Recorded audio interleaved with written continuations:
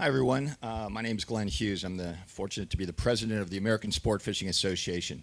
I really want to thank Pat and John and the Viking family for their leadership and all they've done in engaging all of you and really the entire industry. And it goes back. It's certainly a legacy with Pat when you consider Pop and his uncle and all they did when it came to the luxury tax back in 1991. It probably would have kept going on if it wasn't for the Viking family. And so we thank them for their continued leadership.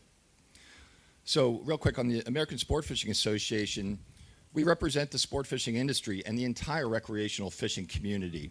And so that's talking about rods, reels, lines, and lures, but also fishing nets and tackle boxes and really a lot of the boats and engines that are here in the room today, and also those that pay a federal excise tax. So we all care about protecting the whales, and we all are conservationists. As a matter of fact, I'm not sure if you're aware, a lot of you are, that more than 70 years ago, the Sport Fish Restoration Act passed, the Dingell-Johnson bill, that put a federal excise tax on all those products I mentioned before. And those products and those sales every year are contributing more than $200 million to conservation and access. And you match that with the more than $400 million that comes from the motorboat fuel tax. It's $600 to $700 million each year. It's going back to conservation and access. When you take those sales away, you take away that contribution. You take away that money earmarked for conservation, and it jeopardizes what we do. So the same thing is, this is also a financial situation. You've probably heard it before, but it's not just about the boats. It's about the marine electronics. It's about the accessories. It's about the systems. All those are in jeopardy right now if this NOAA proposed rule goes through. So if you even think about this boat show, there's not a lot of boats there's some tenders out there. There's the 33.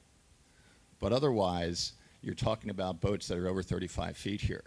And this show would be in jeopardy as well. And this show brings $1.8 billion, almost $1.8 billion economic output to the area, and about $86 million in state and local taxes just from this show alone. It's incredible the power of what goes on here. And so it's important that all of us pay attention to this and take advantage of it and participate in it and share this with your customers. So something else that's really important, it probably was talked about here last year. I got to say, I was on the bench last night and I got put into the game when the Congresswoman didn't show up. So I'm trying to get my ducks in a row here a little bit.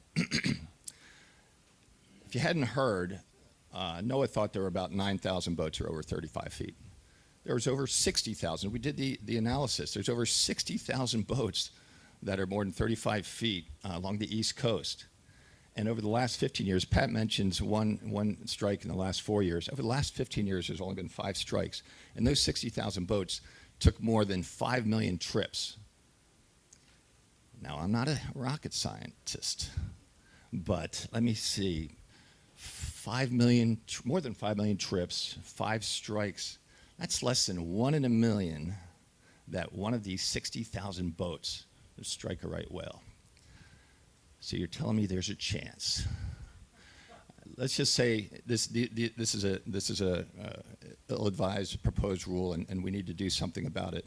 And I think that everyone here in this room plays a critical role in that. And so, again, I appreciate Pat and I appreciate John and the effort they have working together with groups like the NMMA, ASA working with CSP, the Center for Sport Fishing Policy, CCA, IGFA, and others. You know, we work for you. We need you to be a part of this as well. So I look forward to hearing from Callie and John, and I appreciate your time today.